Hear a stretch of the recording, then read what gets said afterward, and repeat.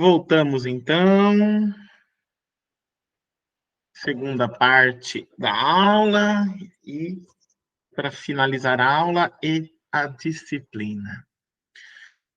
Bom, minha gente, a gente estudou esse semestre inteiro nessa disciplina, os mecanismos, manifestações, estruturas, temas da ficção de terror e de horror. Foi extremamente produtivo, pelo que eu percebo, pelas reações de vocês, pelas perguntas que vocês fazem desde a nossa primeira aula, que foi presencial. E então, ao longo de todo esse semestre, nós aprendemos bastante aí como trabalhar com esse fazer ficcional, né? Todos nós sabemos, estudantes de literatura, estudantes de ficção que somos, que a literatura, a ficção, de uma forma ou de outra, ela traz um retrato de sua época, do momento histórico em que ela foi produzida. E isso é inescapável, né? Porque os autores e autoras de ficção, de literatura, também são sujeitos históricos. E com isso estão inseridos em um contexto maior. Então, quando a gente olha para a literatura, nós também, além dos elementos estéticos, também olhamos para o retrato de uma época. Só que isso, né, muita gente usa de forma equivocada, né? Geralmente quem tem uma abordagem sociológica, histórica da literatura, para por aí. Ou da ficção, para por aí. E aí a literatura e a ficção viram um simples documento histórico, o que ela não é. Né? Literatura e ficção são arte, né? É estética, antes de mais nada.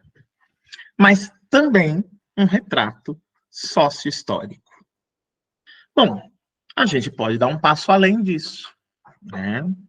Se a literatura e a ficção também, e eu enfatizo esse também, são um retrato da época em que foram produzidas, eu também posso partir da literatura e da ficção para olhar a história e a sociedade, né?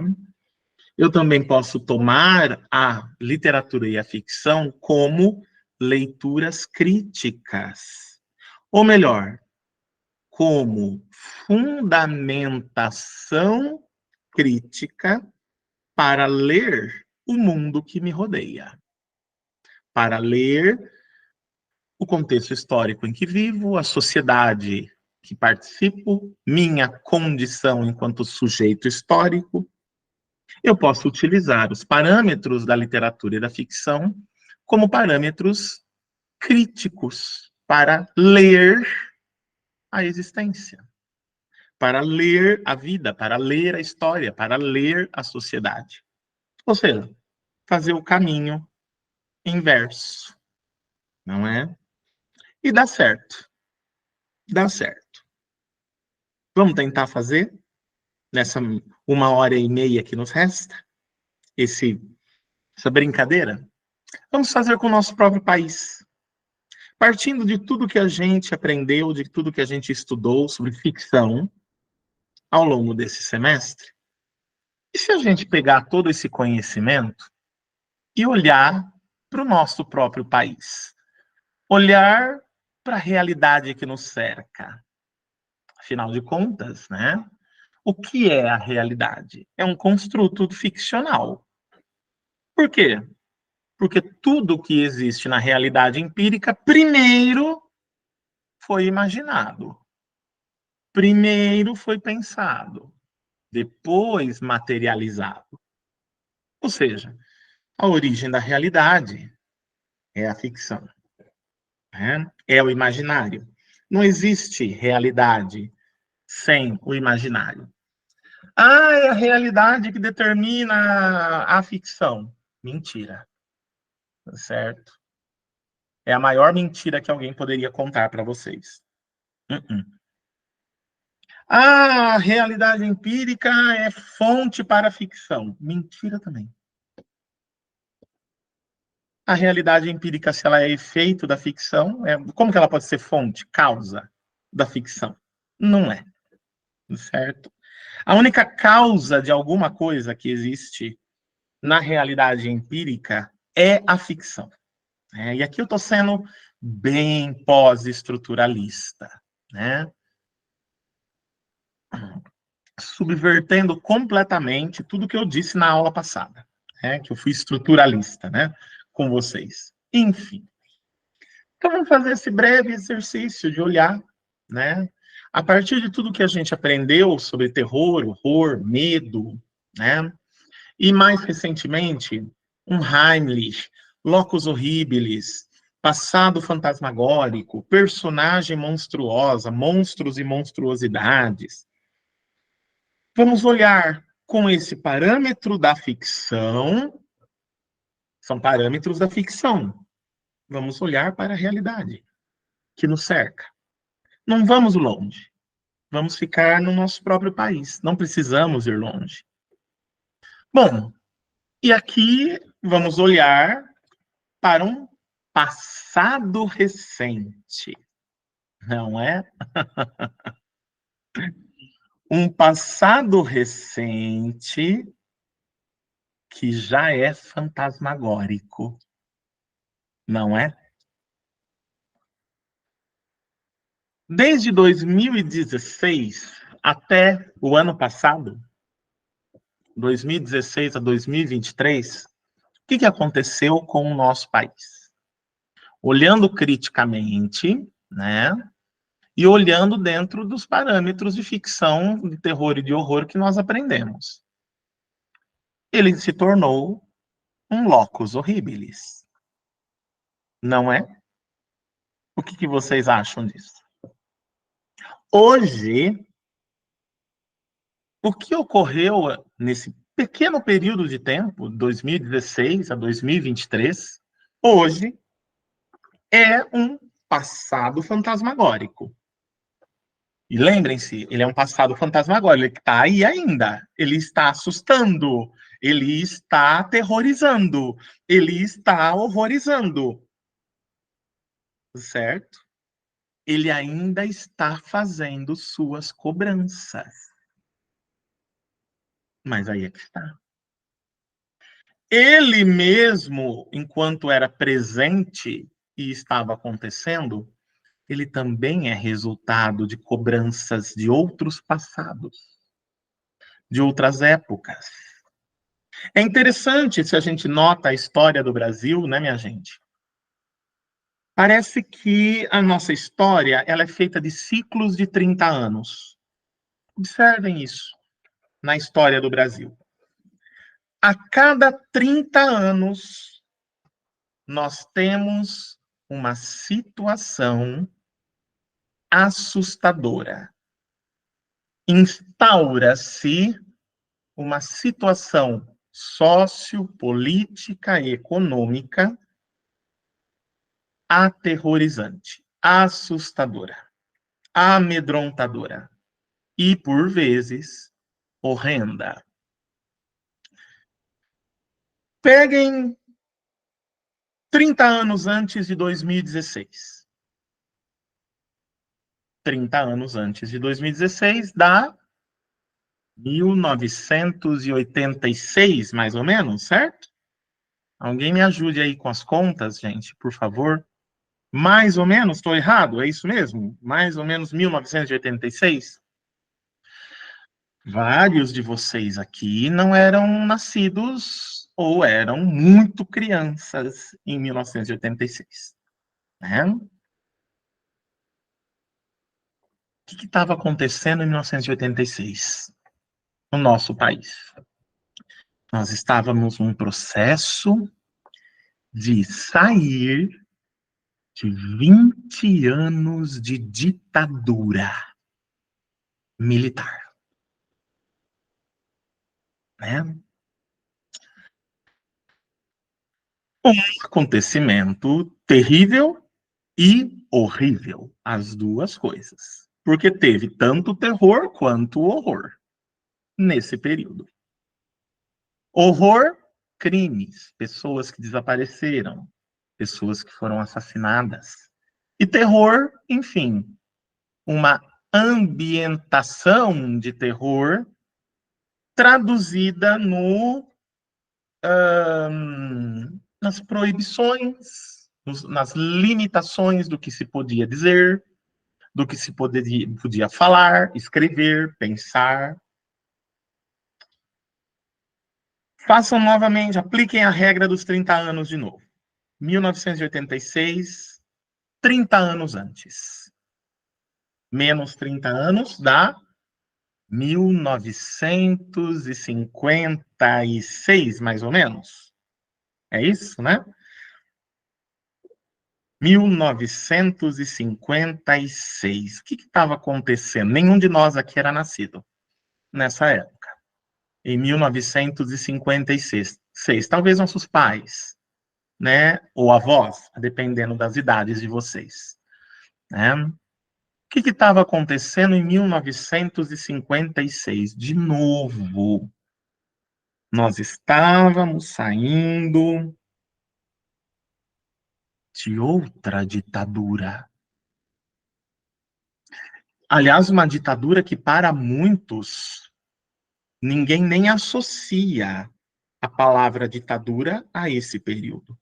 A famosa Era Vargas, que vai aí por volta de 1930, 40, até a década de 50, mais ou menos, se eu não estou alargando demais aí as questões históricas. Mas, novamente, o país estava saindo de uma ditadura, não é? A ditadura da Era Vargas, que, querendo ou não, foi uma ditadura e que colocou o nosso país numa guerra, não é? Ah, eu imagino que vocês saibam disso, né? Nosso país foi colocado numa guerra pelas mãos de Getúlio Vargas. Que guerra? A Segunda Guerra Mundial, certo? Apliquem de novo a regra dos 30 anos. 1956, 30 anos, 1926, né? Mais ou menos isso.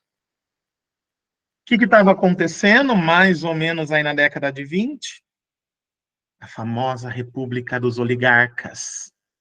A famosa República do Café com Leite.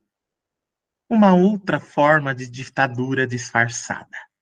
Só que nesse caso, compartilhada entre dois estados, São Paulo e Minas Gerais.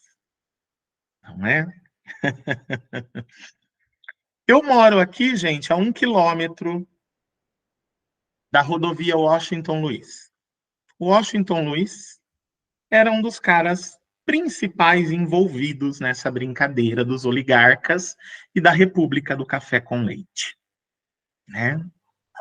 E aí, se eu diminuo mais 30 anos nessa brincadeira, eu vou para o século XIX já, a última década, né, do século XIX, 1896, 96, não, 1880, né, e 6, 86, 96, não, 1896 mesmo.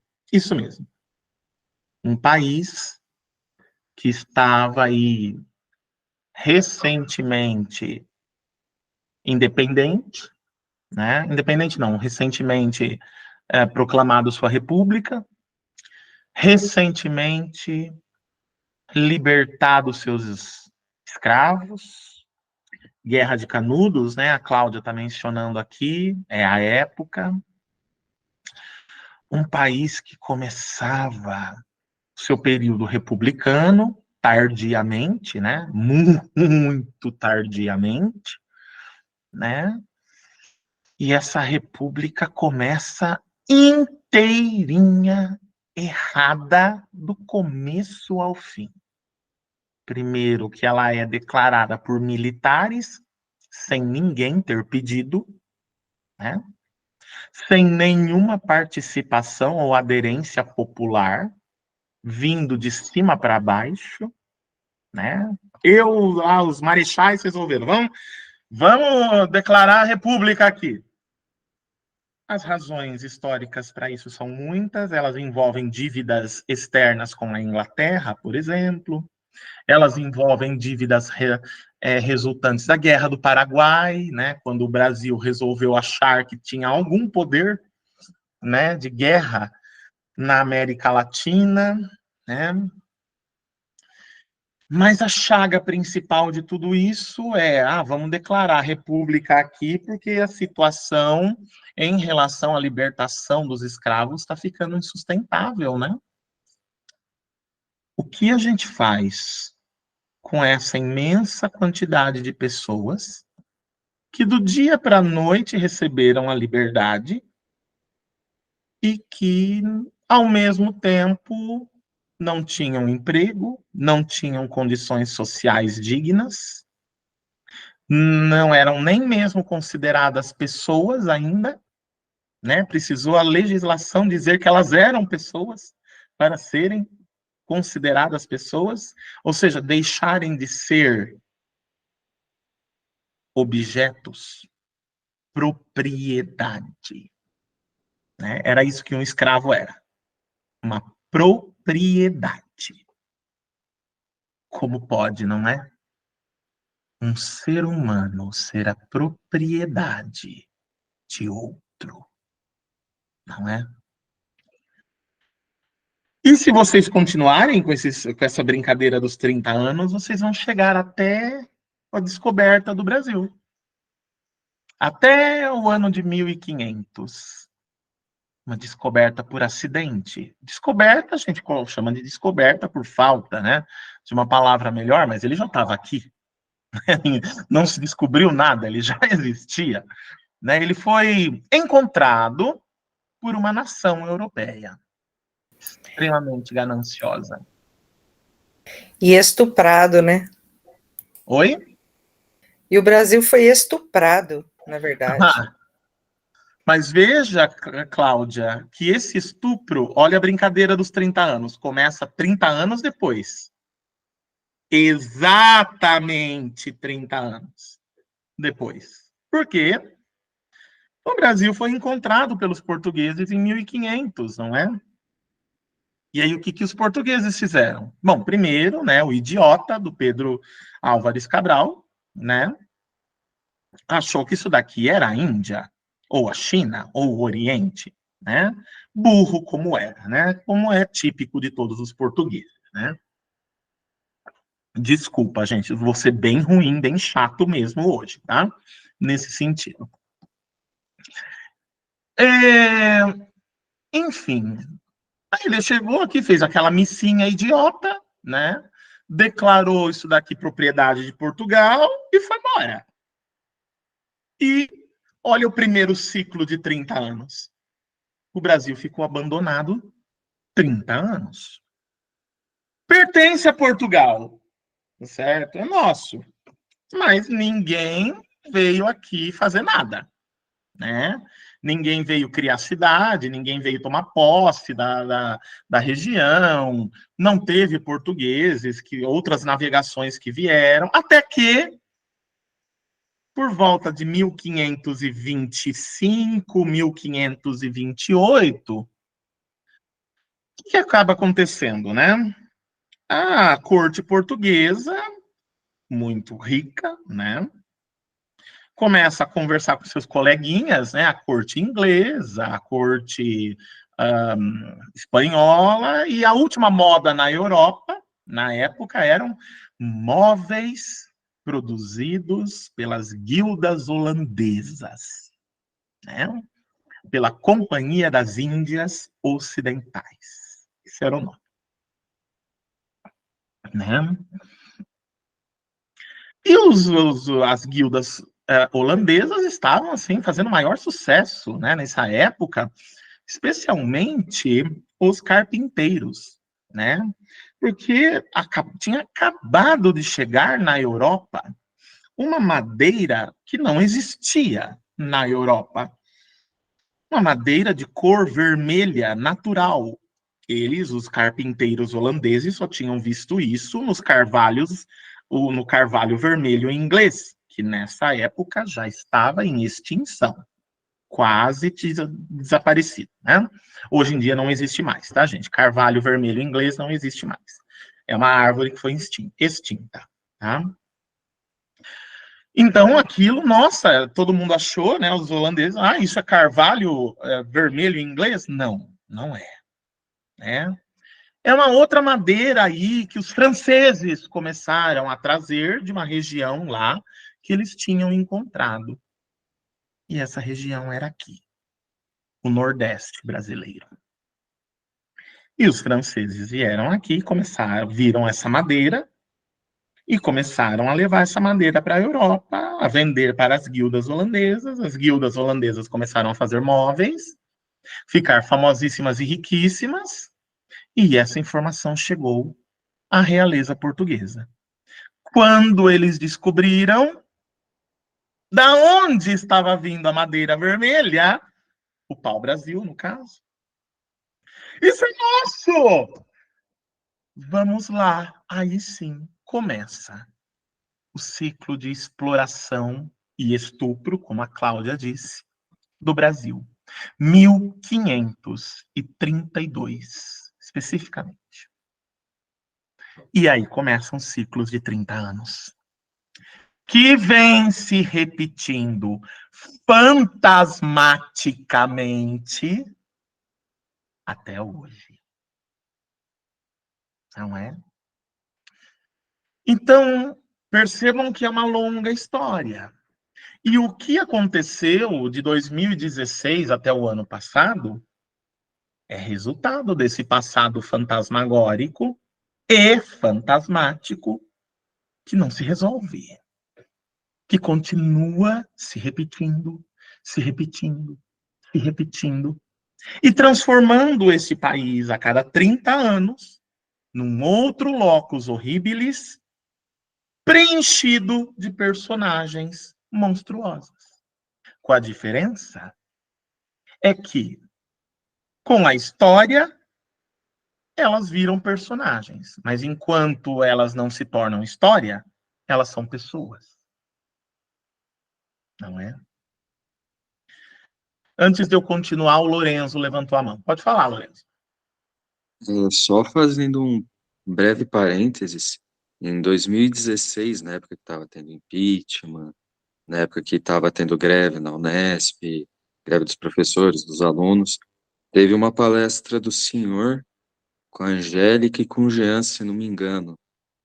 A Angélica trabalhando aspectos linguísticos, o Jean semióticos, e o senhor falando da literatura.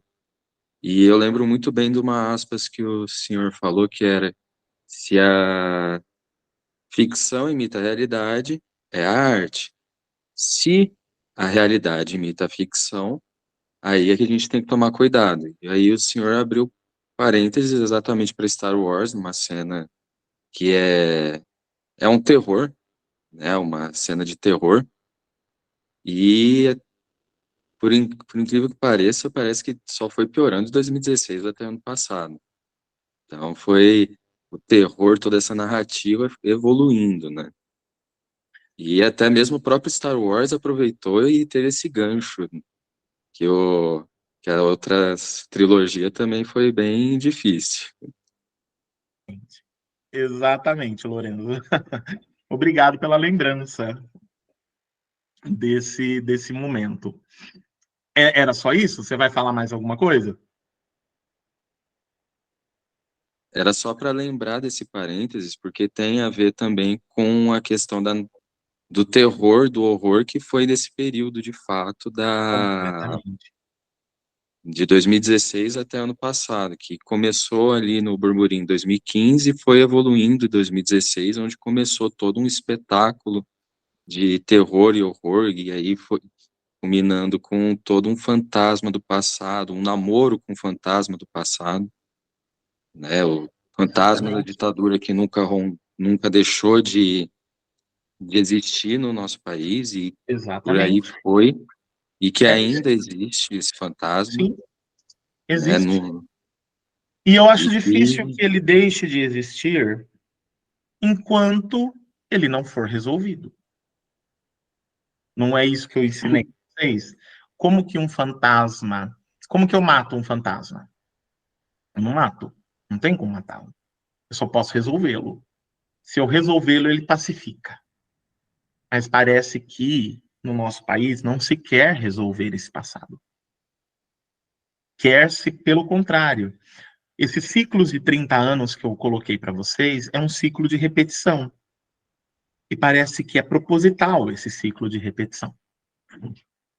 é porque tem várias coisas dentro da história, dentro das leis, e que são coisas que permanecem do passado e ficam se perpetuando. E aí o fantasma fica sempre rondando e volta a aparecer para assombrar e tudo mais. Exatamente. Ele fica sempre pairando, né? Só esperando a próxima oportunidade para se manifestar, né? Enfim, então é exatamente isso, né? Isso que o Lorenzo retomou, recuperou essa memória. Naquele momento, em 2016, né? Eu usei Star Wars como metáfora do que estava acontecendo. Porque em um dos filmes, né, de Star Wars, nós temos exatamente aquilo. Um golpe, né? A República é golpeada. No universo de Star Wars, esse é um golpe galáctico. É em proporções universais, né?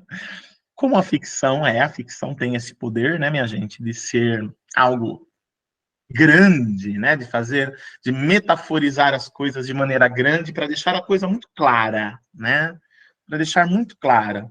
Então eu tenho a tomada, né, um golpe político em proporções universais, né, quando o imperador toma o Senado Galáctico, fecha o Senado Galáctico, depõe, né, o chanceler e se torna o imperador Palpatine, no caso, que vai tacar o terror, literalmente, no universo, na galáxia, em Star Wars. Né? Todos os planetas e tudo mais. E claro que isso vai gerar uma aliança rebelde que vai se organizar e que vai lutar contra isso. Né? Interessantemente, que na ficção eu tenho a geração de uma aliança de pessoas, né, de personagens no caso, que se colocam contra, que se colocam frontalmente contra aquela estrutura de poder que eu estou falando ainda de Star Wars, né? A Aliança Rebelde, né, que tem uma leitura crítica, que quer a liberdade, né, e que vai lutar contra essa estrutura de poder macro de todas as formas possíveis, sabotando-a principalmente, sabotando-a de dentro, fazendo resistência declarada, guerreando com ela. Não foi o que nós vimos no nosso país. Não é o que nós vemos no nosso país em toda a sua história. Não tem resistência. Ah, e o movimento diretas já, Cido? Me poupe. Meia dúzia de pessoas gritando diretas já nas ruas de São Paulo, só em São Paulo, em mais nada. Desculpa, minha gente. Foi impactante, foi importante, causou celeuma e tudo mais, reuniu um monte de gente. Mas não foi por isso que a ditadura no Brasil acabou. Influência do movimento diretas já na ditadura brasileira? Zero. Ela já tinha acabado. Ela tinha acabado porque os militares quiseram acabar com ela. E se não tivessem querido acabar com ela, diretas já teria sido mais um movimento totalmente desarticulado por essa estrutura de poder. Então, não idealizem essas coisas, não, minha gente, porque não tem nada de idealizado, tá, no nosso país. A arte, ela liberta mentes, fato, né? Ela liberta mentes, ela clarifica, ela torna, né, as mentes aguçadas, críticas, mas ela não modifica em nada a sociedade. Não diretamente, tá? Então, o que eu percebam que o que eu estou querendo com tudo isso? Contextualizar. Antes de falar propriamente, né, desse período de terror e de horror que nós vivemos recentemente. E que foi duplamente aterrorizante, porque no meio de tudo isso, ainda resolve acontecer uma pandemia, né? O Brasil não tem povo, o Brasil tem espectadores. O Lima Barreto, né? E eu acho o Lima Barreto tão chato, mas eu sou obrigado a concordar com ele. Ele tá certo. E ele disse isso, né, lá no século, na virada do 19 para o 20, né? E passaram mais de 100 anos e continua válido, não é? Não mudou nada. Por que não mudou nada? Porque a gente não quis. Simples. Porque não quisemos mudar. Se quiséssemos mudar, teríamos mudado. Mas não quisemos. E aqui eu tô falando do povo, não de nós aqui, né, minha gente? Não de cada um de nós. Não, tô falando do todo, né? De um espírito, de um zeitgeist. Não, espírito de época não, de um espírito, só zeit. De um zeit coletivo. É um espírito coletivo, composto por pessoas, né? Enfim, contextualizado isso, a gente observa certas complicações, né? Um país que ele se torna um locus horribilis a cada 30 anos, ou seja, quando foi que ele não foi um locus horribilis? Houve algum momento da história no nosso país que ele foi um locus a menos? Eu duvido muito. E quando foi que os passados não retornaram no nosso trajeto, né? Quando nós não tivemos fantasmas do passado nos assombrando, nos assustando, demandando os seus quinhões, cobrando as suas dívidas, continua se fazendo dessa forma, né? E personagens monstruosas, não é? Geradas constantemente. E aqui eu não estou falando de ficção, eu estou falando de pessoas. Pessoas monstruosas. Muitas. Em várias épocas, em vários séculos. Não é? Vocês podem apontar aí quem vocês quiserem na história do Brasil. Tem alguma coisa de monstruoso nesse ser. Tem alguma coisa de monstro nesse ser. De alguma maneira. Não é? E aí nós chegamos em 2016 e começa um novo período. Um novo momento. Né? 30 anos depois, começa um novo momento. Né? E foi um momento tenso. Um momento difícil. Um momento, como eu disse, que foi enfatizado, que foi aprofundado por algo maior, em escala global, neste caso, a pandemia. E a pandemia veio lembrar a todos nós, né? Uma coisa muito simples, né? Pandemia de Covid-19 veio nos lembrar uma coisinha muito pequenininha, uma coisinha muito simples. Primeiro, que nós não estamos acima do mundo natural em que vivemos. Nós temos essa ilusão chamada natureza e cultura. uma ilusão inventada pelos franceses no século XVIII. Né? A ilusão que é uma das bases da dialética, natureza e cultura, no qual a cultura controla, submete a natureza, né? E utiliza a natureza a seu bel prazer, não é? Então, né, a natureza veio lembrar que essa lógica não faz sentido. Por quê? Porque ela não precisa de nada além de um simples vírus para dizimar a humanidade inteira. Ela veio só dar essa lembrancinha. Eu não preciso de furacões, eu não preciso de terremotos, eu não preciso de explosões vulcânicas, eu não preciso de cataclismos de qualquer tipo, de chuvas de meteoro, de mudança de polos da Terra. Eu não preciso de cataclismos de nenhum tipo. Eu preciso de um vírus. É o suficiente para dizimar toda a humanidade, se eu quiser. E olha o detalhe, né, minha gente? A ciência, né, que nós temos hoje, ela ainda não tem certeza se um vírus está vivo ou morto. Ela ainda não sabe o que é exatamente um vírus.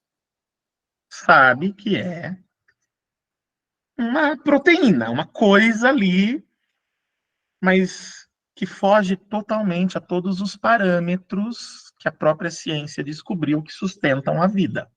Não é uma célula, não é uma mitocôndria, não é uma bactéria, é outra coisa. O que chamou-se de vírus? Por quê? Porque contamina e se reproduz. E não parece ter uma consciência, né? Se reproduz ad infinitum. Tem um único objetivo. O único objetivo de um vírus é se reproduzir. Ele não tem o objetivo de manter-se vivo. Ele não tem o objetivo, por exemplo, como algumas bactérias que habitam o nosso corpo, inclusive, de gerar uma relação simbiótica, né? O que é uma relação simbiótica? Eu me aproveito do meu hospedeiro. Eu sou um parasita, certo? Sou um parasita, por exemplo, uma bactéria. Sou um parasita. Eu vou parasitar um determinado corpo. É muito mais lógico para mim manter esse corpo vivo do que parasitá-lo até o fim, do que parasitá-lo até a morte. Até as bactérias aprenderam que não é muito interessante ser vampiro, tomar o sangue até a morte do hospedeiro, da vítima. Vampirismo é uma forma de parasitismo, viu, gente? É também uma forma de parasitismo, tá? Eu me alimento da vida do outro. Uma relação parasitária, ou parasítica, se vocês preferirem. Até as bactérias perceberam que não é interessante eu matar o meu hospedeiro, eu sugá-lo até o fim, não. Eu posso mantê-lo vivo por quanto tempo for possível. Como? Dando algum benefício para ele. Não sugando tudo que ele tem a me oferecer. Sugando uma parte e dando de volta para ele alguma coisa que pode ajudá-lo, né? O Temer era retratado como vampiro e ele fazia muito bem o papel. Não é? Muito bem. Aliás, existem até semelhanças físicas, né? Peguem uma foto do Temer, pega uma foto do Conde Orlok em Nosferatu, o filme Nosferatu, comparem para vocês verem. Semelhanças desconfortáveis, eu diria. Não é? Aí é que tá. Então, né?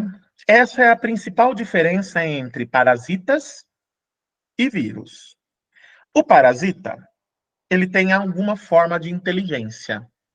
Em algum momento, ele descobre que ele pode estabelecer uma relação simbiótica, que é uma relação parasitária, e haver um benefício mútuo.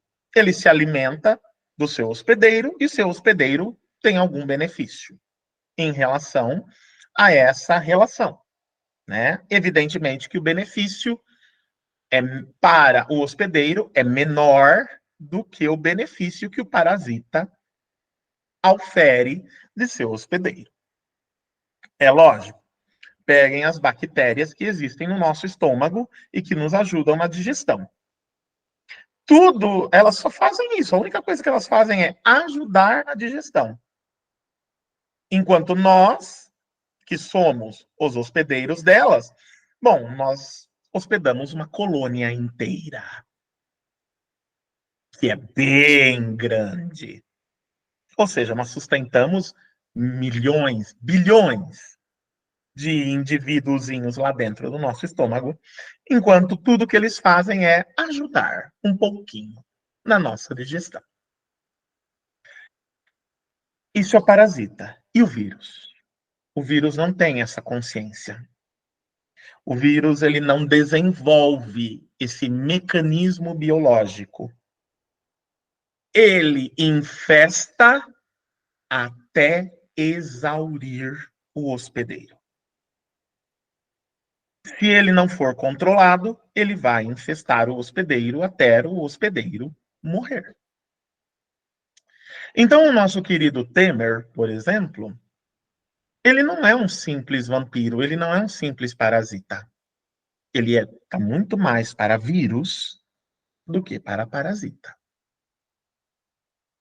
Porque o objetivo não era, né, a partir de 2016, o objetivo não era se manter uma situação parasitária, não. O objetivo era tomar o poder completamente e estabelecer o que nós queremos, do jeito que nós queremos, ponto. Isso não é uma relação parasitária. Isso é uma relação virótica. A intenção é explorar. Vejam, vampirismo é do campo do parasitário. Exploração é do campo do virótico. E o que é a nossa história? A história do Brasil, se não uma história de exploração. Então, estamos viralizados, contaminados por vírus desde 1500. E detalhe, né? Os vírus vão mudando com o passar do tempo. Interessante, né? Os vírus evoluem e evoluem rápido. Eles mudam. Eles mudam sua força, seu mecanismo, seu poder. E eles evoluem, eles modificam muito rápido. Veja o vírus da gripe. Todo ano tem que ser feita uma nova vacina, porque o vírus da gripe mudou. Ele evoluiu. Ele se transmutou em outra coisa. Às vezes, uma simples, uma pequeniníssima mudança já inutiliza a vacina que até o ano anterior era eficiente e eficaz contra ele. Vírus eu controlo.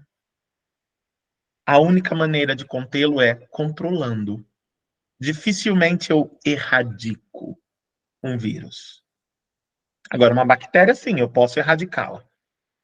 Certo? Posso erradicá-la completamente, ela deixa de existir, consequentemente. O mal que ela causa, caso ela cause algum mal, também deixa de existir. O vírus não. O vírus, ele nunca deixa de existir. Ele só muda. Essa é a história do nosso país. Uma história virótica. Um caso de vírus. E, nesse sentido, né, olha que interessante. O vírus, eu posso chamar o vírus de personagem monstruosa? Eu posso usar essa categorização, essa idealização, essa classificação, se vocês preferirem. Posso chamar o vírus de personagem monstruosa? Ou os efeitos dele, o que ele causa, é que são monstruosos? Ou melhor ainda, eu posso chamar o vírus de monstro e os seus efeitos de monstruoso? Acho que nesse segundo caso fica melhor, né? Fica mais lógico. Então, e quem são os nossos vírus? Né? Nesse sentido metafórico que eu estou aqui trilhando com vocês. São os nossos políticos. É disso que a gente está falando aqui, de política, né? São os nossos políticos. E aqui eu estou dentro de um período bem pequenininho, 2016 a 2022. Tá? 2016 a 2022. São os nossos políticos, né? Mas quem que colocou eles lá? Eles não apareceram do nada. Nenhum vírus aparece do nada, aliás, né? Ele não é uma geração espontânea na natureza. Aliás, desde a teoria de Charles Darwin, no século XIX, a ideia da geração espontânea está totalmente descartada em todo o meio natural e em toda a biologia, seja ela humana ou não. Certo? Então, não há geração espontânea. Né? Então, vírus também não são gerados de forma espontânea, eles não aparecem do nada. Alguma coisa os cria. Alguma coisa faz com que eles existam. O que? No caso dos nossos políticos,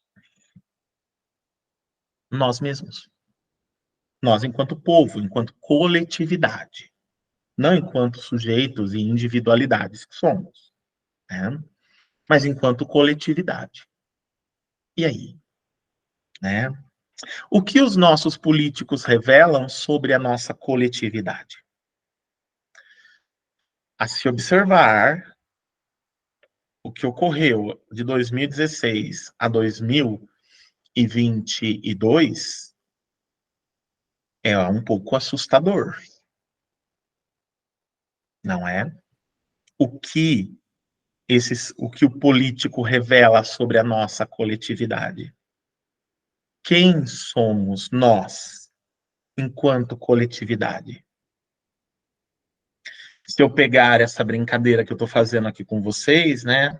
Os políticos revelando os padrões da nossa coletividade, o que é que nós temos? Conservadorismo exacerbado, violência inerente, preconceitos de todas as ordens, inerente, preconceitos em relação a tudo que é diferente, a tudo que vai para além do status quo. Nós temos hipocrisia em todas as ordens, especialmente no campo religioso, né? A mesma pessoa ou a mesma coletividade que vai louvar ao Senhor no templo é aquela que também destrói outros templos religiosos, é aquela que põe o filho homossexual para fora de casa, né? É aquela que bandido bom é bandido morto, não é? Se nós continuarmos olhando para tudo isso, a nossa coletividade, ela não está nem aí, ela não tem empatia nenhuma pela vida do outro, tanto faz quanto fez, ter vacina ou não, 700 mil mortos, indiferente, certo? Essa é a nossa coletividade. Afinal de contas, né? Os políticos que colocamos lá refletem essa coletividade. Então, né? O que é tudo isso? Isso é causa ou isso é efeito de alguma coisa?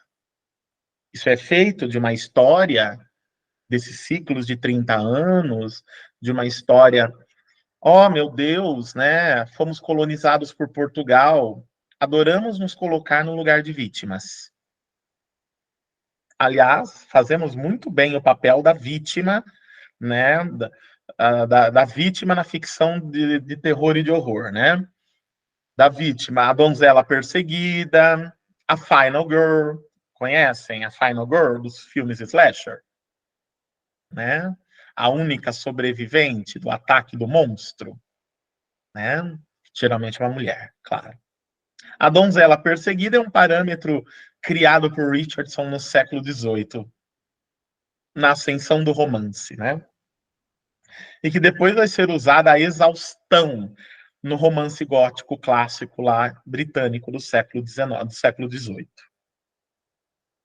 Então, né, e nós adoramos, nós, enquanto coletividade, desde 1500, adoramos nos colocar no papel de vítimas. Mas aí nós geramos nossos próprios vírus, né? Nossos próprios monstros. Olha quantos monstros nós geramos. E aí? O que a gente pretende fazer com isso? A gente pretende reparar, a gente pretende dar um lugar para tudo isso. O que a gente vai fazer a partir de agora? Né? Mudamos, né? A partir de janeiro deste ano, 2023, houve uma mudança, só que não foi uma mudança expressiva. Expressiva em que sentido?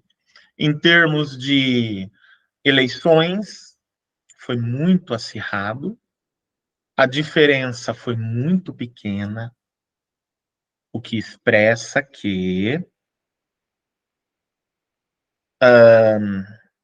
estamos num novo momento, mas isso não quer dizer muita coisa a longo prazo.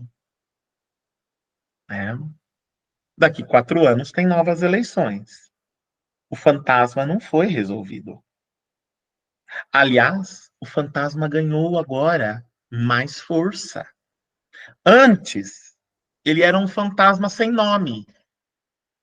Agora ele tem um nome. E tudo que eu dou um nome, eu dou força para ele. Eu dou poder. Tudo que recebe um nome passa a existir de jure e de facto. Né? Passa a existir de fato e de direito. Na expressão latina. Até então, não existia um nome.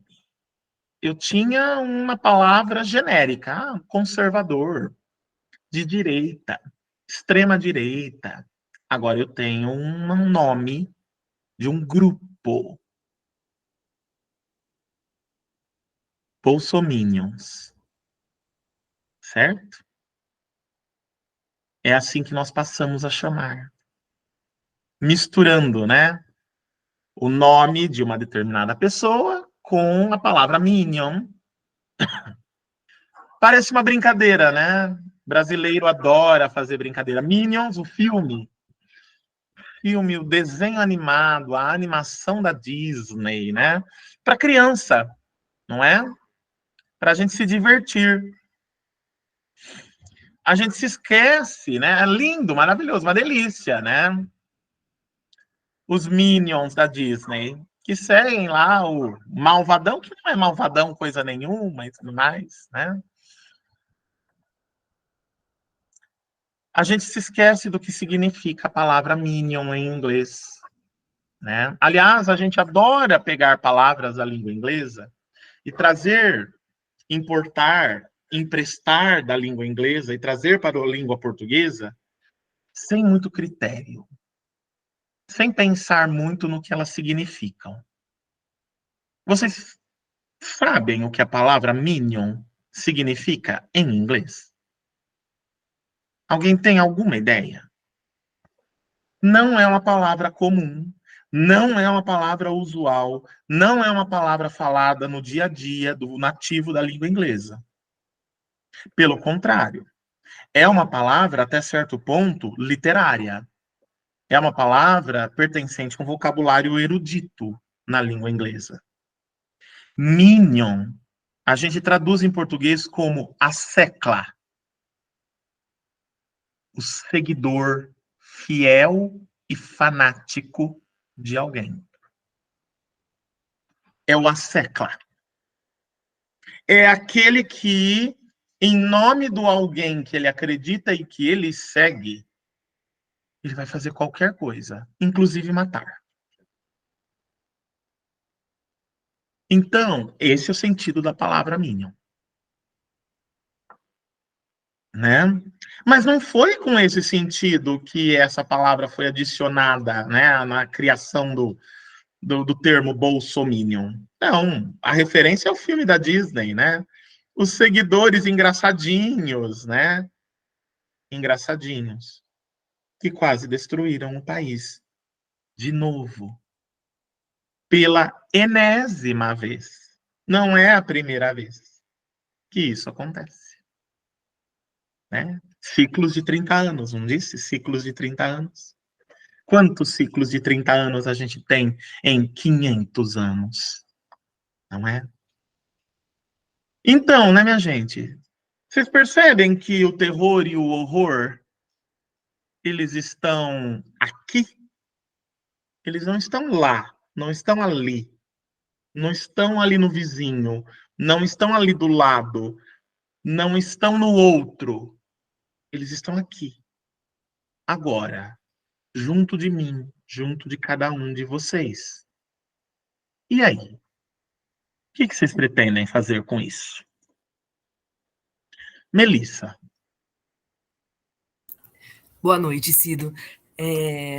Com relação a isso, nós, assim, com o mínimo de bom senso, né, passamos esses anos aí, esses últimos aí 7 anos, com esse terror, né, vendo todo esse horror. Mas você acha que também esses seguidores aí, fiéis, são movidos pelo terror também? Pelo suposto terror de uma ameaça comunista, pelo suposto terror de um banheiro compartilhado, pelo suposto terror de uma dominação gay? Você acredita nisso ou não? Eu fico em dúvida, assim, o que move essas pessoas? Olha, Melissa, você colocando dessa forma, eu creio que sim. Porque os objetos, né, minha gente, a gente aprendeu ao longo da nossa disciplina que objetos de terror e de horror, eles vão depender sempre do que é causa de medo para você. O que causa medo em você? Não foi uma das coisas? Em uma das nossas aulas, a gente falou algo do tipo: olha, nem tudo que vai causar medo em mim vai causar medo em você. Acho que foi até na aula em que a Bruna fez a declaração dela que vai persegui-la para o resto da vida, né? Em que ela não ficou com medo de ascensão do demônio. Eu aproveitei, se não me engano, naquela ocasião para dizer justamente isso. Então, nem tudo que vai causar medo em você vai causar medo no outro. Cada um de nós tem um conjunto, uma composição psíquica em que os elementos e objetos de medo, especialmente os de ordem pessoal, né, são diferentes. Porque lembrem-se da nossa aula sobre o medo. O medo, ele tem várias faces. Ele é coletivo, ele é individual, ele é traumático, ele é social, ele é cultural, né? Então, sim, de alguma forma, para esse grupo aí, Melissa, esses elementos, né? Pretenso fantasma do comunismo, banheiros unissex, homossexuais e tantas outras coisas chamadas por uma aberração, por uma denominação que para mim é uma aberração, pauta de costumes, causa medo nessas pessoas. E eu fico me perguntando, assim como você, eu também fico com esse embaraço, eu fico embaraçado, né? Não a palavra em espanhol, claro, né? Mas em português, né? Eu fico embaraçado em como que esse tipo de coisa pode ser causa de medo. Mas é. Mas para o tiozão do Zap, o fantasma do comunismo é uma verdade. É real. É algo realmente perigoso. É algo que realmente causa medo. Mesmo o tiozão do Zap não fazendo a menor ideia nem do que seja comunismo, né? E talvez seja por isso que ele tenha medo disso, porque ele não sabe o que é, e uma das causas do medo é justamente a gente não saber o que é, né? Causa medo, o estranho causa medo, né? Ele nem sabe o que é comunismo, e outra, ele não tem o menor conhecimento histórico, mesmo porque o comunismo, de fato, de jure et de facto, né, do jeito que ele é descrito pelos seus teóricos, nunca existiu em nenhum lugar no mundo. Não que se saiba. Nem em Cuba, nem na União Soviética, nem na China. Não. Daquela forma que Marx descreve como tem que ser e tudo mais, e que outros pensadores e teóricos, né, que vão falar de comunismo descrevem, nunca aconteceu. Nunca houve aquele acontecimento, mesmo porque o comunismo ele é um momento de transição, de todo um processo de mudança social. Ele é um processo de transição para outra coisa, certo? Ele nunca existiu factualmente. Tentou-se, é claro, lógico, né? Tentou-se, né? Foi instaurado, imposto sempre de cima para baixo, notem, sempre de cima para baixo. Imposto na Rússia, imposto em Cuba, imposto na China, sempre de cima para baixo. Sempre você tem uma figura que faz essa imposição, né? Mao Tse Tung, né? Fidel Castro. Você tem um nome, uma pessoa. Nunca é coletivo. Nunca é um coletivo essa mudança. É sempre uma pessoa. E fatalmente, essa pessoa vai virar um ditador. Certo? Então, aonde está? Eu fico me perguntando, o medo, pegando só esse exemplo, né? Do tiozão do Zap, né, que ficou famosíssimo, né, aí e tudo mais, virou meme, aquela coisa toda, né? Medo do comunismo. Medo, eu até entendo se for um medo de algo que ele não saiba o que é, que ele não conheça. É um medo do desconhecido, é um medo explicável, é um medo. Agora, no mundo, aí vamos dar essa colher de chá para o tiozão do Zap, mas ao mesmo tempo que a gente dá essa colher de chá para o tiozão do Zap, né, que a gente dá a ele o benefício da dúvida, a gente que costuma ser honesto consigo próprios diz, mas então, né, nós estamos em pleno século XXI, numa sociedade totalmente informatizada, virtualizada, globalizada, em que o acesso do conhecimento se dá por cliques, sem eu sair da minha casa, sem eu sair nem mesmo da minha cadeira. Eu posso simplesmente jogar a palavra comunismo no Google, que é um oráculo, tão poderoso quanto o oráculo de Delfos, talvez até mais poderoso que o oráculo de Delfos, e eu posso descobrir tudo isso. Eu posso descobrir o que é comunismo, e eu posso descobrir que ele nunca foi implantado, que ele nunca ocorreu. Houveram tentativas, é claro, só que nenhuma delas obteve sucesso. Hoje, o que eu tenho na China? A China comunista. Não. Se ela fosse comunista, nós não teríamos nenhuma informação sobre ela. E ela não faria comércio com ninguém. E você não teria nada chinês aí na sua casa. Certo? Dá uma olhadinha aí na quantidade de coisas chinesas que você tem aí na sua casa. E é muito antes das lojinhas chinesas, tá? muito antes de Shein, muito antes de... que mais? Das outras lojinhas chinesas online que a gente tem atualmente. Você tem coisinha chinesa aí na sua casa, provavelmente desde que você nasceu, certo? Então é bem mais antigo o negócio. Coisinha chinesa, né? Cuba. Cuba, né, foi um regime, né, bastante fechado, comunista e tudo mais.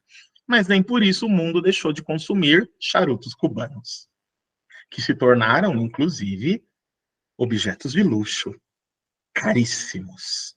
E continuam sendo caros, mesmo depois da abertura de Cuba, mesmo depois do falecimento de Fidel Castro e por aí vai, né? Continua sendo caro. Quem é comunista não vende coisas, ele compartilha coisas. Não me lembro de Cuba compartilhar charutos cubanos com ninguém. Vocês se lembram? Né? Rússia, então, nem se fala, né? Rússia, Lenin, quem era o outro cara lá também? O ditador principal? Stalin? Stalin, exato, obrigado. Muito obrigado. Stalin, né? Mesma coisa, né? Mesma conversinha para boi dormir. Né? Que comunismo é isso? Conversinha para boi dormir. Né? Então, né, esse fantasma do comunismo. Aí a gente olha para o nosso Brasil, isso nunca chegou aqui. Isso nunca esteve aqui. Não há nenhum momento histórico, não há nenhum fato que minimamente aponte a mera possibilidade de algo desse tipo. E, no entanto, é um objeto de medo. É uma ideia que foi construída no imaginário de muitas pessoas. Temos que combater o comunismo. Essa é uma ideia, minha gente, que foi construída ao longo da ditadura militar. Não é? O fantasma do comunismo. Temos que combater a União Soviética. Mas ninguém fala que, por muito pouco, o Brasil não se alinhou à União Soviética durante a ditadura militar. Por uma questão de tecnologia. O único problema, a única razão pela qual o Brasil não se alinhou à União Soviética durante a ditadura militar, né, de 64 para frente, né, não as anteriores, mas a de 64 para frente, foi, primeiro, problemas de comunicação. Sim. Nossos militares tinham sérias dificuldades em falar russo. E lobby dos Estados Unidos, que sempre, né, vinha lá e oferecia uma oferta melhor. Gente, sim, existem estudos sobre isso, viu? Existem estudos sobre essa questão. Tá? Então, mas isso foi o máximo que a gente chegou de próximo a uma possível ideia de comunismo. Isso foi gestado ao longo da ditadura militar. Esse medo infundado, é um medo sem causa, vocês percebem? Não tem uma causa identificável. Ele está nos remetendo a quê? A algo que foi reprimido e que retorna. Ele nos remete a algo desse tipo. Mas lembrem-se, o reprimido que retorna, um dia ele foi factual, né? Ele foi factual. Ele teve uma causa, aconteceu algo. Não nesse caso. Nesse caso não aconteceu nada. Então começa, ao mesmo tempo que me remete ao reprimido que retorna, ele também já anula a si próprio. Não é um reprimido que retorna, porque nunca houve algo que foi reprimido nesse sentido. Então, da onde vem esse medo? Esse medo foi um medo criado. Ele foi um medo criado, ele foi um medo que foi incutido no imaginário do povo brasileiro. E, pelo visto, ele pegou. ele deu certo. Ele foi comprado. As pessoas acreditaram nele. E isso, essa pequena análise aqui, a gente poderia fazer, minha gente, com qualquer um dos outros elementos que foram mencionados pela Melissa, e que vocês aí sabem. A questão da homossexualidade, a questão dos banheiros lá e tudo, por aí vai. É o mesmo caso. Tá, eu tenho medo dos... que isso daqui vai virar um país de homossexuais, mas o que um homossexual poderia fazer contra você pelo simples fato dele ser homossexual? Em que isso altera alguma coisa? A sexualidade, a opção sexual da pessoa, né, ou o gênero que ela escolheu, em que isso altera a política, em que isso altera a economia, em que isso altera a vida prática, vamos colocar assim, o dia a dia, o trabalho, as instituições, altera alguma coisa? Tem algum impacto? Ou é mais um medo infundado, um medo sem causa? Medo de quê? Medo do diferente? Né? Eu estou lidando com o quê? Né? Eu poderia fazer uma análise psicanalítica desse medo especificamente. A gente tem medo de tudo aquilo que a gente deseja. Isso é Freud, certo? Tenho medo de tudo aquilo que eu desejo. Isso é Freud, tá?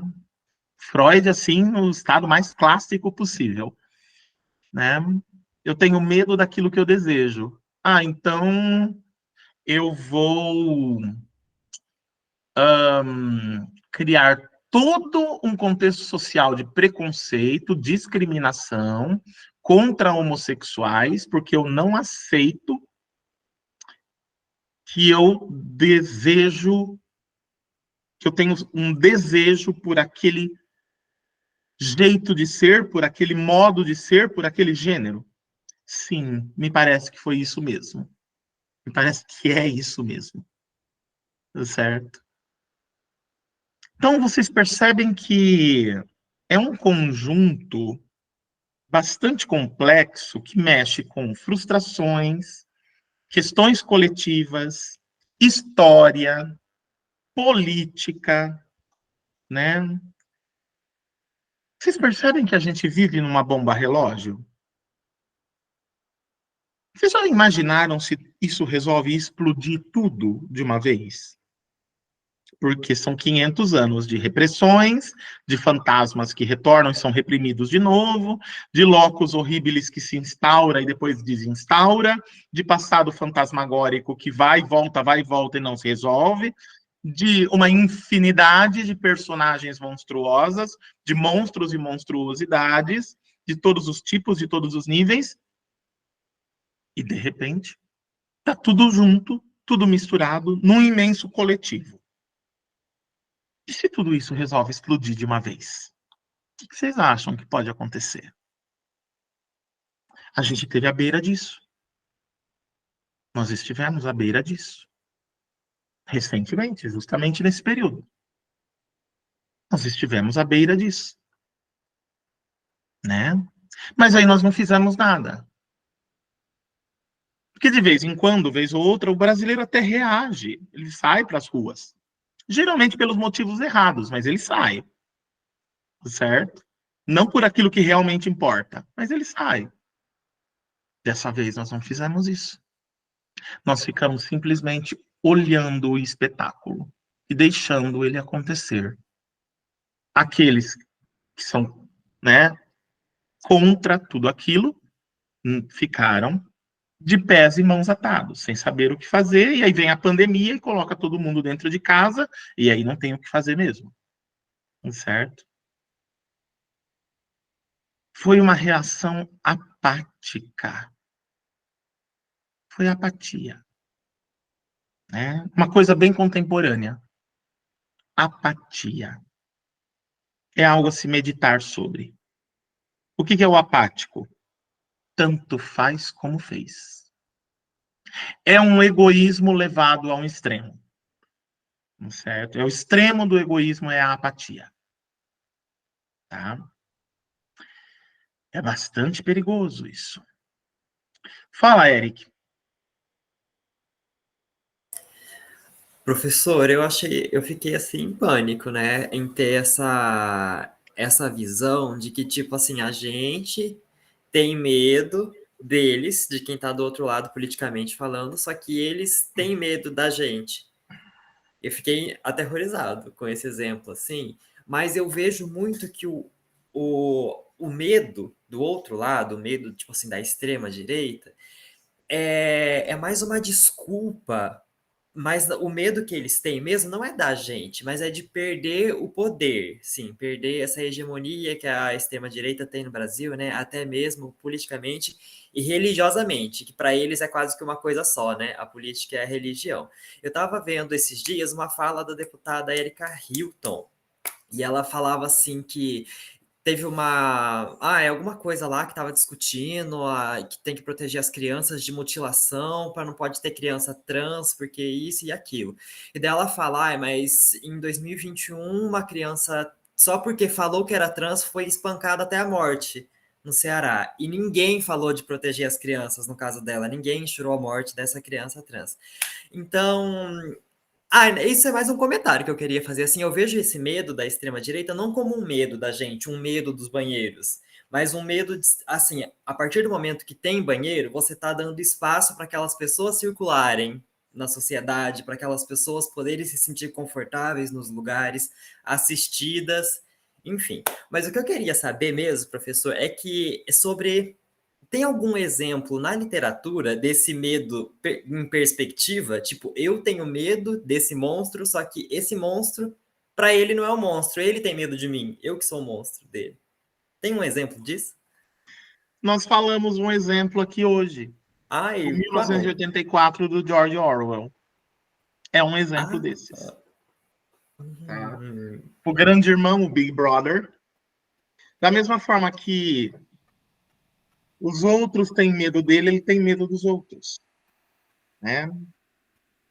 Tem o Eu Sou nossa. Ele também, está sendo mencionado aqui. É, geralmente, né, Total. quando eu tenho esse medo mútuo, um lado tem medo do outro e o outro tem medo do um, é porque eles não se conhecem, é porque eles não interagem, Uhum. é porque eles estão apartados. No fundo, eles estão apartados, eles estão numa aparente conexão, mas eles não estão conectados, eles estão desconectados. E talvez seja exatamente essa a resposta para isso que você colocou. Há uma desconexão Uhum. entre grupos sociais no Brasil. Há uma desconexão, aliás, uma desconexão generalizada. Desconexão do povo com seus políticos, dos políticos com o povo, desconexão entre os poderes e as pessoas, né? Que estou falando poderes da República, né? Entre os poderes e as pessoas, desconexão entre as pessoas e desconexão gera desconhecimento. É lógico que há isso que você colocou, né? O medo de perder o poder, mas esse medo não é um medo só da extrema direita e nem da direita. Ele é um medo de todas as esferas do poder, da esquerda e da extrema esquerda também. Entendi. Sim, né? Todo mundo tem medo de perder o poder, É verdade. né? Todos têm medo. Perdão, uma vez que você experimenta o poder, é difícil não desejá-lo, é difícil não querê-lo, é difícil não buscá-lo a todo custo. E isso é feito tanto pela extrema direita quanto pela extrema esquerda, certo? O que há, a meu ver, é desconexão. E essa desconexão, ela me parece ser proposital, sabe? Não é falta de comunicação, pelo contrário. No contexto atual que nós temos excesso de comunicação. Excesso de comunicação. Quantas horas vocês passam nas redes sociais por dia? Excesso de comunicação. Eu olho para qualquer lugar, eu tenho acesso à comunicação em qualquer lugar. No meu celular, nos lugares públicos, em qualquer lugar eu tenho acesso. Eu tenho múltiplas redes sociais, várias. Eu não tenho uma ou outra, são muitas. E em cada uma delas está acontecendo coisas diferentes e informações diferentes, todas chegando ao mesmo tempo. Né? Tanto que isso já virou um problema, né? Quantidade de informação gerada é impossível de ser consumida, é impossível de ser absorvida por quem quer que seja. Certo? Enfim. Então, não se trata de uma questão de falta de comunicação, a meu ver, pelo menos. É desconexão mesmo. Interesses distintos. Interesses que vão em direções opostas, que vão em direções contrárias e que só se encontram eventualmente. E aí, o que me deixa um tanto quanto assustado, porque parece ser casual, randômico, esses encontros de interesses. O povo está indo para um lado, os políticos estão indo para o outro. Em algum momento, casualmente, randomicamente, há um encontro, um cruzamento de caminhos de interesses, e essas forças se juntam e fazem alguma coisa. Não é pensado, não é racional. É uma irracionalidade, né? É uma coisa irracional. Como? Isso verdadeiramente me assusta. Isso realmente me causa medo. Porque eu olho para a história do Brasil, seja ela recente, recentíssima, seja ela mais antiga, e noto que parece que todo um país foi construído em cima dessa casualidade. E aí, bom, tudo que é construído em cima da causalidade, da casualidade, em cima da coincidência, é aquele velho ditado, né? Um prego na areia, ou você construir uma casa sobre a areia, ela não tem fundamentos, ela não tem alicerces, ela vai ruir em algum momento. Né?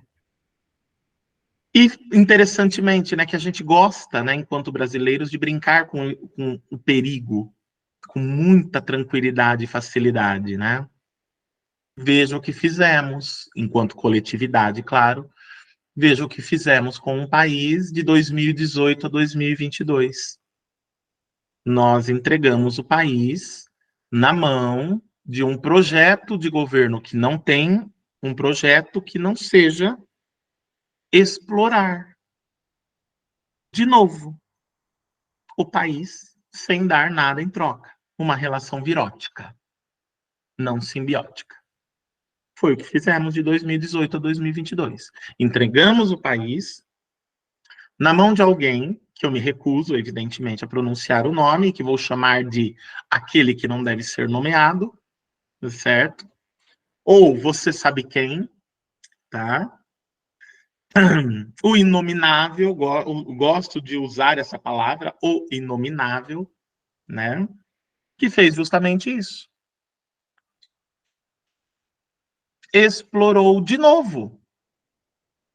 Sabe-se Deus por qual vez, dessa vez? O país, né? Defendendo interesses pessoais, defendendo interesses de outras esferas da sociedade, defendendo interesses de outros países, inclusive, né? Não só defendendo interesses de outros países também, né? De outras políticas, entregou o país a isso. né? E aí nós tivemos aquilo que tivemos. E aí veio a pandemia, e a pandemia, me parece que, neste caso, foi utilizada como algo que veio assim, foi uma mão na roda, né? Foi utilizada em benefício, né, desse sistema, em benefício desse sistema calhou, né? É meio assustador isso de novo, né? Porque parece que até que foi programado, não é? Casou tão bem com aquele projeto, né? Com aquele projeto de governo, que é um desprojeto, evidentemente, né?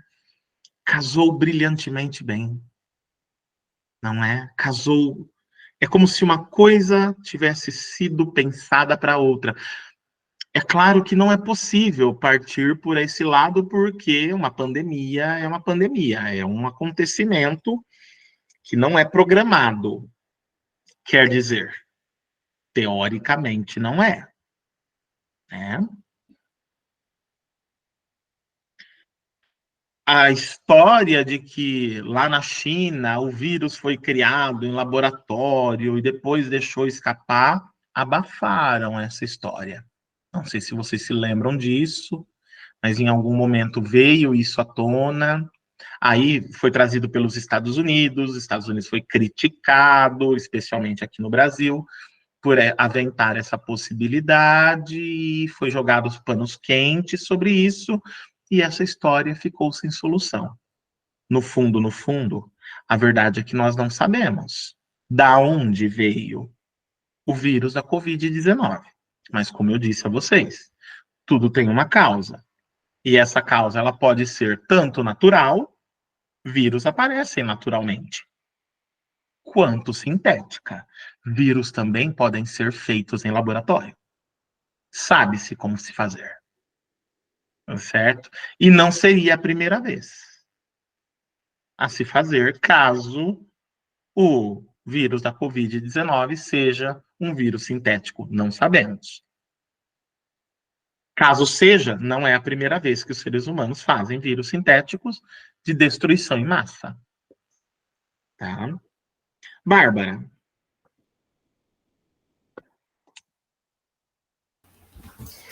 Olá, boa noite, Cido.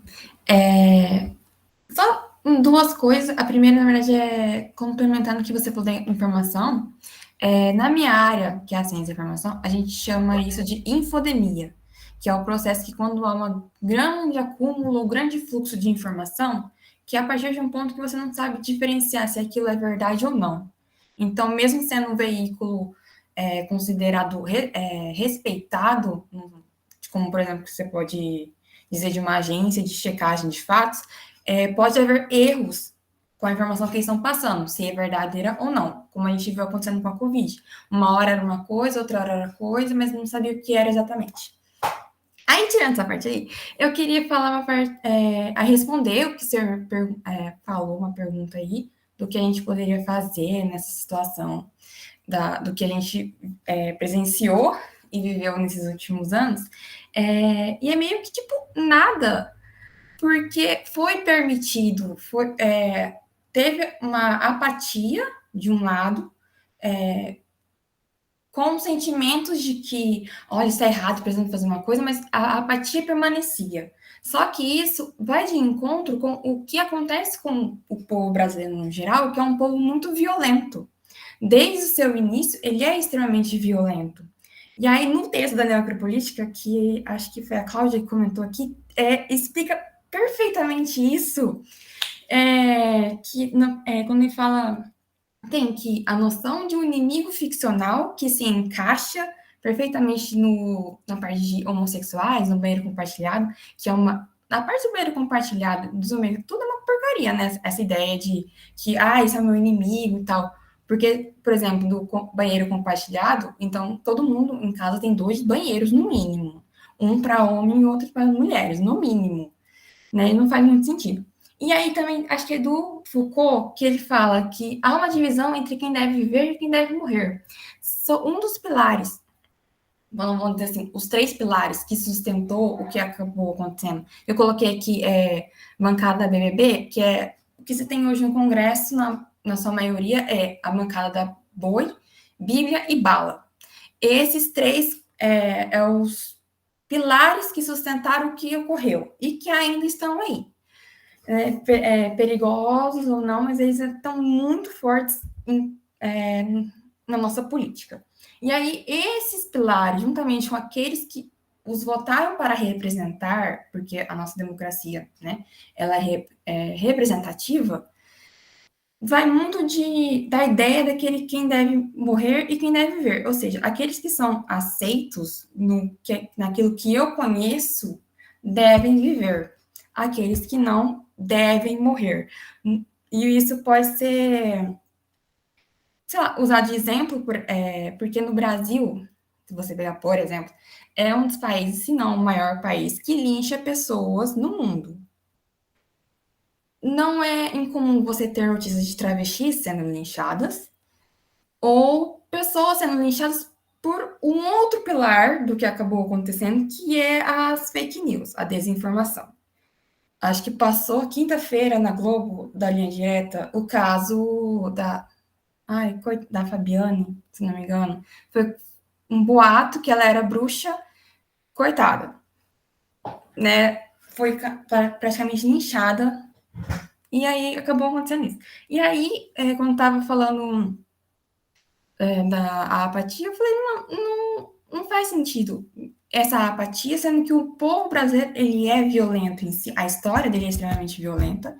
Quem permaneceu no poder nos últimos anos é pessoas, se pode chamar de pessoas, extremamente violentas.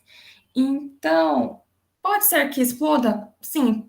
Pode ser também que não, porque um lado, que é o que o Foucault fala, quem deve morrer e quem deve viver, vai ter essa divisão e ela vai continuar acontecendo. Então, era isso que eu queria falar. Eu queria falar outra coisa, aí eu acabei me confundindo aqui, mas era praticamente isso que eu queria comentar aqui. Sim, então, né? Como é possível ser agressivo e apático ao mesmo tempo? Né? Isso que você colocou sobre, né, quem deve viver, quem deve morrer, isso é o texto, né, do Necropolítica, do Achille Mbembe, baseado no pensamento de Foucault. É um texto sobre a soberania, né? Então, foi isso que nós vivemos no nosso país, especialmente de 2018 a 2022.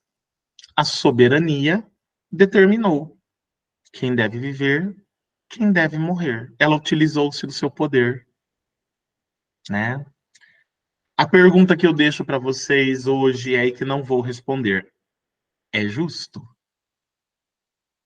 Né? É justo. E para terminar a nossa conversa de hoje, a nossa aula e também o nosso curso, Amanda. Pode falar, Amanda.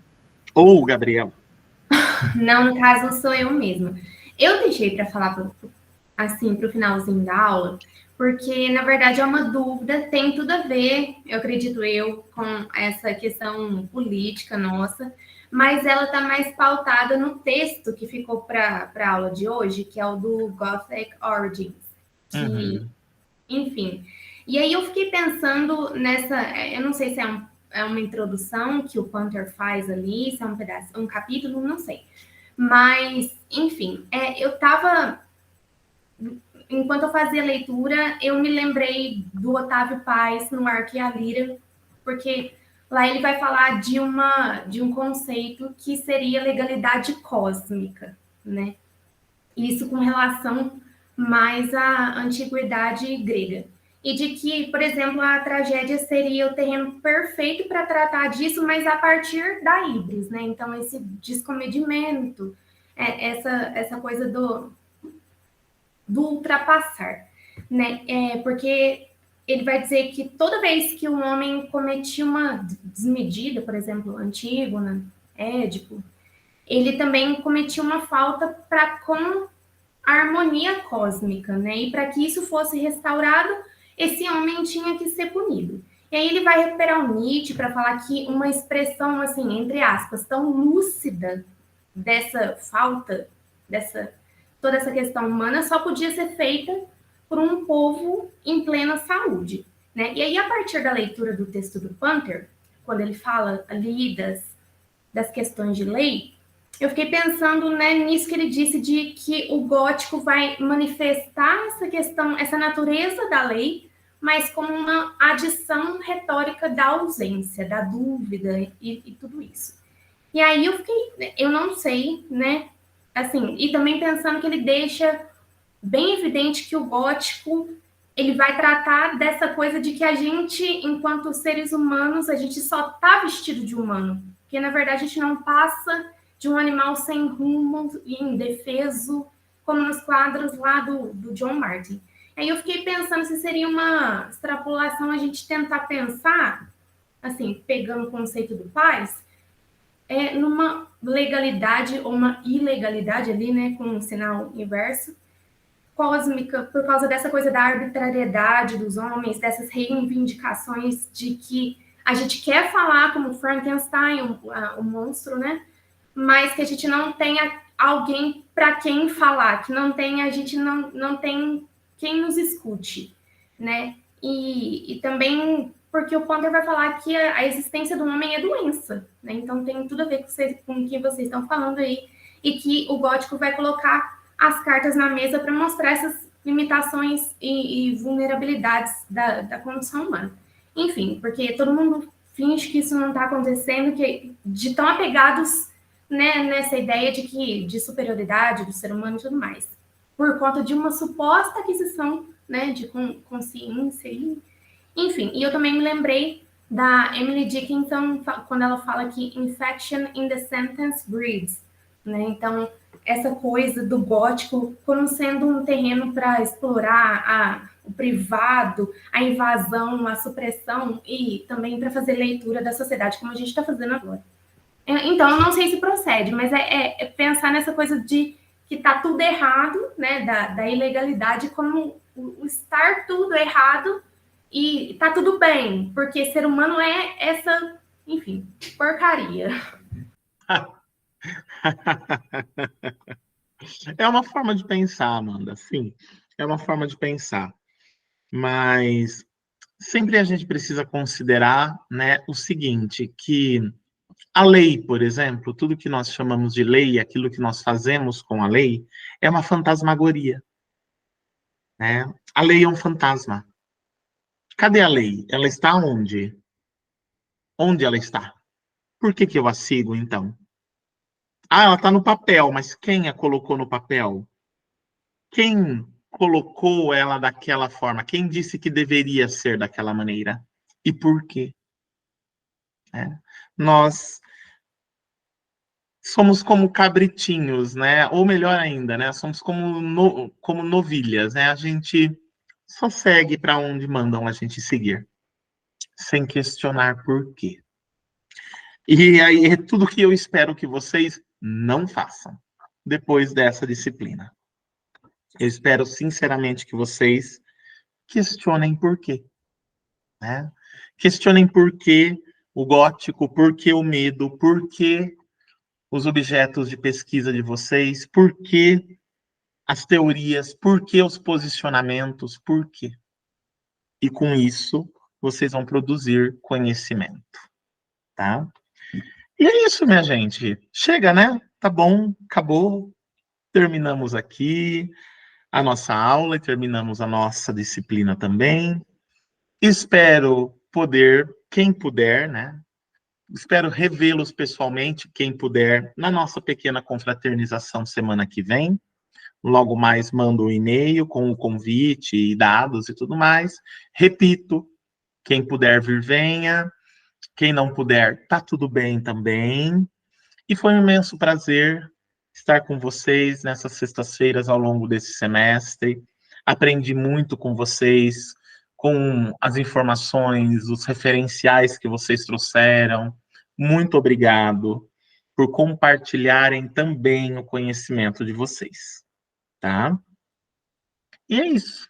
Espero revê-los por aí e um grande abraço, boa noite, bom final de semana, bom restinho de semestre e boas pesquisas e conclusões de pesquisas para cada um de vocês. Fiquem bem. Tchau, tchau. Obrigado por todos os obrigados aí, muito obrigado. Eu que agradeço. Cida, eu posso te fazer uma pergunta? Pode, claro. Ela é de terror, mas ela é mais particular do fantástico do que propriamente do terror e do horror. Eu peguei o Davi Roas e tem um momento que ele vai falar dessa questão do fantástico, que ele sempre coloca o fantástico como medo, né? E aí ele separa entre medo físico e emocional e o medo metafísico e intelectual. Você sabe me explicar o que é medo metafísico e intelectual? Porque ele simplesmente não explica. Medo metafísico intelectual, né? O medo do metafísico o medo do metafísico é o medo do sobrenatural, da possibilidade do sobrenatural ser uma verdade. Sim, era tão mais fácil por isso. Né? É que ele está sendo técnico e tudo mais, né?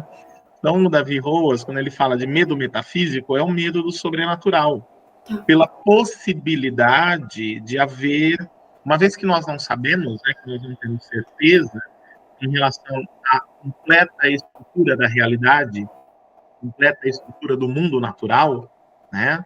Uma vez que nós não temos essa certeza de como ela é na sua totalidade, na sua completude,